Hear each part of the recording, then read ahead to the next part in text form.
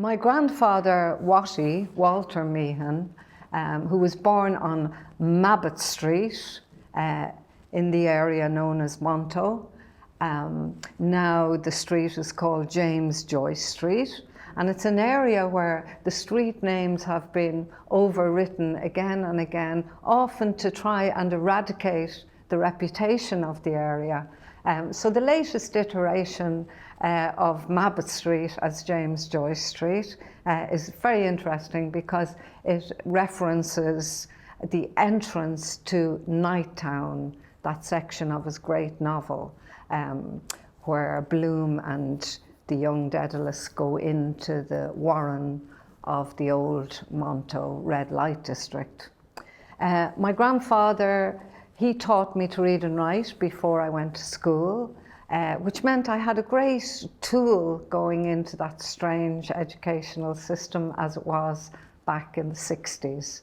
The Central Model Girls' School was one of my beloved schools, really, even though we were somewhat brutalized with the system of corporal punishment, where you could be beaten, and often beaten mercilessly, usually for very venal infractions, but that's the way it was.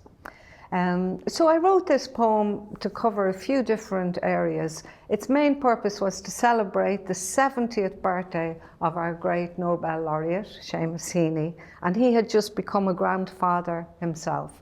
So I wanted to make a kind of a toy to delight him on his birthday. And I thought, I was thinking of the tradition I'd inherited through the male line, if you like.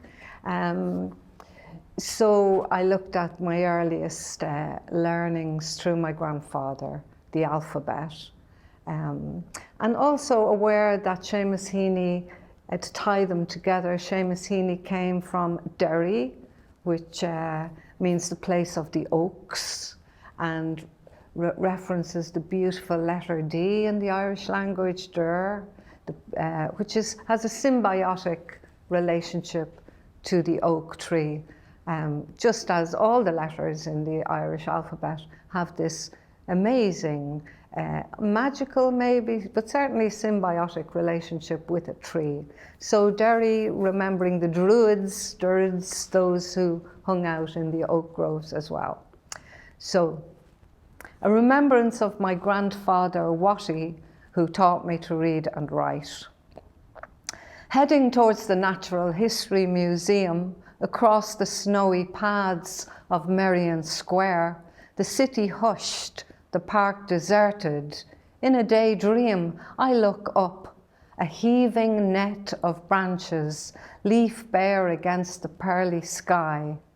There, like a trireme on an opalescent ocean, or some creature of the upper air come down to nest, a cargo with a forest meme, only begotten of gall, of pulp, of page, of leaf light, of feather. What snagged that book in the high reaches of the oak? A child let out of school, casting heavenward the dreary yoke? An eco-installation from an artist of the avant-garde? Or the book's own deep need to be with kindred, a rootling cradled again in grandfather's arms, freed of her history, her spells, her runes, her fading charms.